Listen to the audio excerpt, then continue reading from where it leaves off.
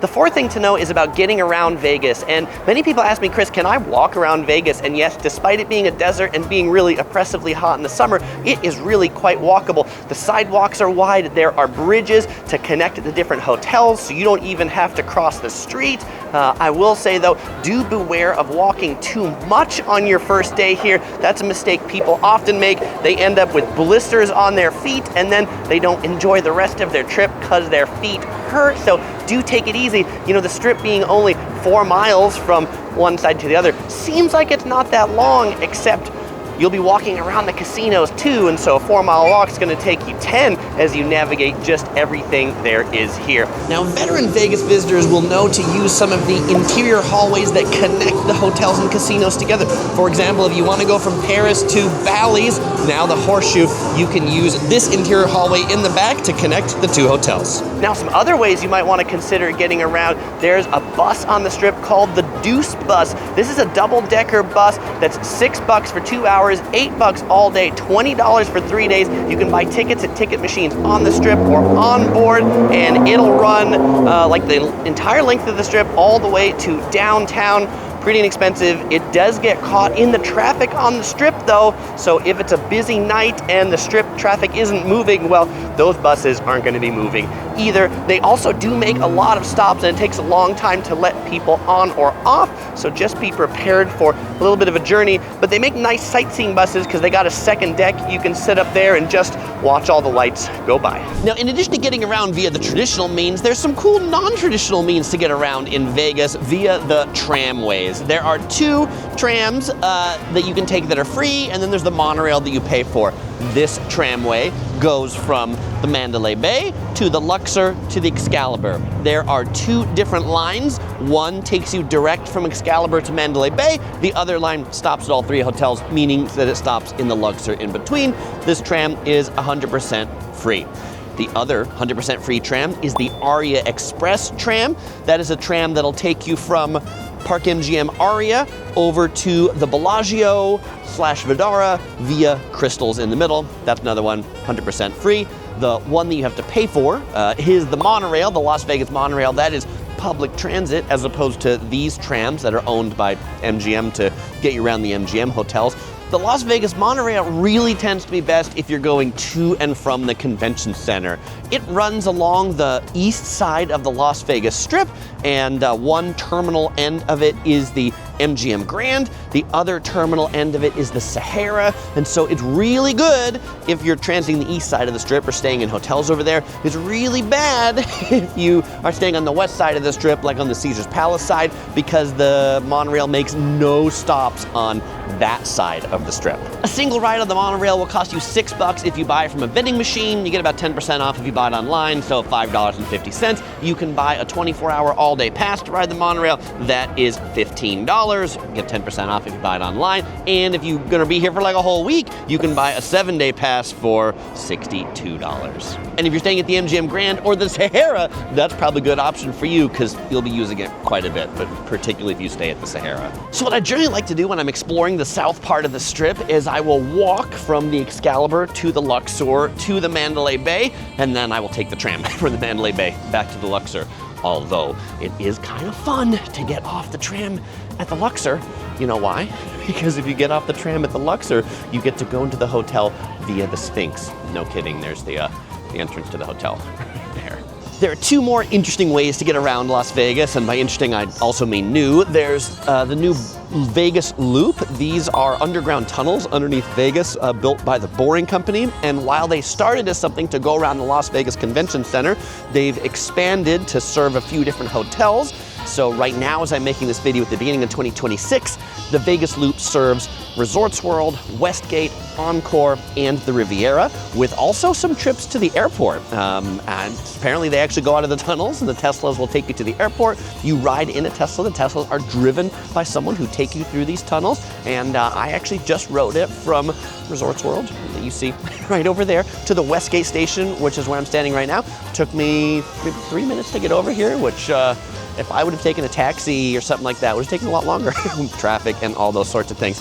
You buy your tickets for the Vegas Loop from a QR code that they have at the stations. At the time of making this video, a one-way ride is $4.25, a round trip is $7-ish, and an all-day pass is $12.50. And depending upon when you watch this, there might be new stations online. I know Chinatown is planned to open soon, so that'll be a great addition to the Vegas Loop network. The other interesting transportation mode coming to Vegas are robo-taxis, and the first one that's here is Zoox. It's by Amazon. It is a driverless taxi that'll take you to a few destinations. Right now, at the time of making this video, it's limited the places that you can go, and at the time of making it, it's actually free. It's not gonna be free forever. They're just trying it out, but expect these driverless taxis to pick you up. They don't come from Uber, they don't come from Lyft. You have to download the Zoox app, Z-O-O-X, to be able to reserve them. Also, Waymo, the driverless taxis by Google, are gonna be coming to Vegas as well. So stay on the lookout for those as another way to get around. All right, so now let's talk about driving as the getting around option. Either you brought your car like me, or you rented a car when you're here because you want to do some day trips and you want to go further from the Strip. What you should know about driving first is that do not drive down Las Vegas Boulevard on a Friday or Saturday night. The traffic is absolutely horrendous. It doesn't move. Yes, I know it's pretty and it's scenic, and well then if you do and you're driving it for scenic tour, do it for that, and don't do it because you think you're gonna get anywhere fast. There are a couple of side roads on either side of the Strip that run parallel to it. Consider taking those. The Interstate 15 also runs parallel to the Strip, but Vegas does have people that work on weekdays, and so the Interstate 15 can get pretty busy, like traffic from like 3 to 7 p.m. So do beware of that. Now, another reason why driving isn't very good for going around the Strip hotels is the parking garages. They're like all the way in the back. It's a long time from the parking garage to get down into the hotel, transfer between them. You're often much better served walking between properties or taking rideshare taxis, because those can actually drop you off right in the front. I will say I have a car here on this trip, and there have been many times where I've not wanted to drive it because it was faster to take rideshare taxis, the Monorail, the Tesla, the boring loop, all those things I did while I was here on this trip, and not just to be silly and make the video about it, but because they're actually like good transit options, even if you do have a car here with you. Also, you should be extra vigilant when you're driving here in Vegas because, one, there's a lot of drunk drivers here. Sadly, it is illegal to drive if you've had drinks, but people do it anyway, so be careful of people who are inebriated. And two, there's a lot of tourists from around the world who don't really appreciate American roads and systems, and so they don't know what they're doing either. So definitely be extra careful when you drive around this city. A couple quick pro tips for parking in the hotel and casino parking garages. They're really big and it's really easy to forget where your car is. So the pro tip is take a picture of where you parked your car and take a picture of the nearest locator sign, because even me, after a couple days, I forgot where I parked my car here at the Cosmopolitan. Was I on basement level 3? Was I on basement level 4? But I was able to pull up that picture and remember where I parked. Pro tip number 2, when you're checking out of the hotel, if you still want to tourist around but you don't want to take your luggage, 1, you can leave it with the bell desk. 2, if you're going to bring it back to your car, don't put it in your car and then go back to the elevator and tourist around. Unfortunately, thieves do operate in the casino parking garages, and they watch people who go to the elevators, go to their car, put their luggage in their car, and then leave. So what you want to do, you don't want to be the target. You're going to put your stuff in your car, and then you're going to leave. You're going to drive your car somewhere else in the parking structure, like to a different floor, so that if somebody was watching you, they wouldn't see you put your luggage in and then leave and know that there's a target in your car. And third, when you're like checking into the hotel before you park your car anywhere, try to figure out where the lobby elevators are. Many hotels have multiple elevators from the parking garage. Here at the Cosmopolitan, there's the Chelsea Tower elevators and the Boulevard Tower elevators.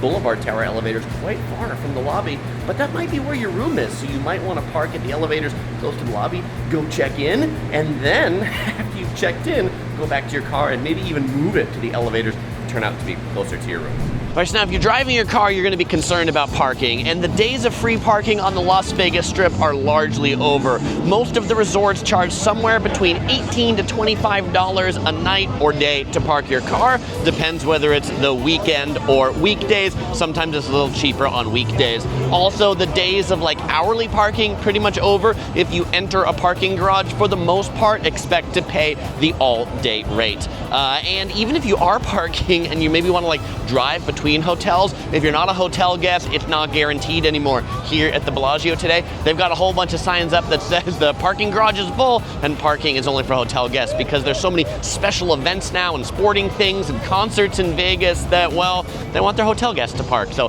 that's who is going to get priority.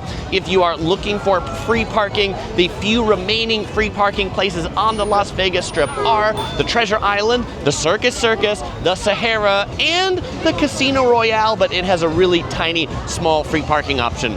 If you are a hotel guest and you're staying at the Wynn and the Encore, then parking is free for you there too. But pretty much all the other Strip hotels, particularly all the ones by MGM and all the ones by Caesars, they're all gonna charge you to park. Now, I do have one pro tip for getting free parking at MGM hotels, and that is to sign up for the MGM Rewards credit card. It's free to sign up, there's no annual fee, and when you get approved for it, it will link to your MGM Rewards account, and then you can use your MGM Rewards card to get you in and out of the parking garages for free. It works at all MGM properties. You don't need to be a guest at any of them.